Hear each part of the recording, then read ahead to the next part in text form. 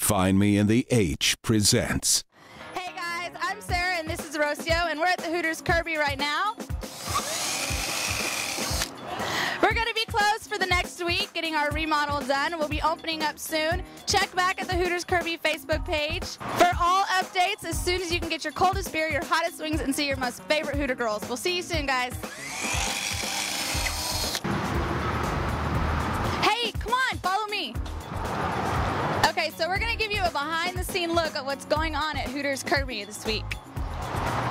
So, as you all know, this used to be our patio. It is now going to be our new bar. So, they've been working day and night for the past week, and mid-January, everything is going to come into play, and everything is going to look amazing. Thanks to all of these guys, by the way. So, remember, check back on Facebook Kirby, Hooters Kirby, for all your updates and to keep you in touch of when our shutdown is going to happen for about a week. And we'll see you soon, guys. Hola muchachos, ¿me pueden decir qué están haciendo hoy? Sí, estamos poniendo por primer día de trabajo aquí la madera que va de este lado para poder poner la que va arriba. Y de todos los trabajos, ¿cuál es el más favorito? Pues yo creo que andar poniendo las tablas es más tranquilo. ¿Más tranquilo? ¿No es nada de porque es el restaurante de Hooters? ¿Manda?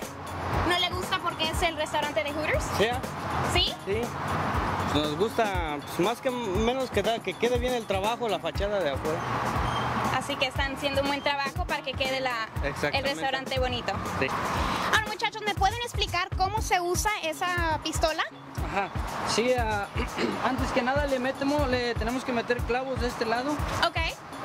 Para que pueda clavar, porque cuando se le llega a acabar ya no dispara. Ok. Ajá. ¿Me puede mostrar? Sí, claro. A ver.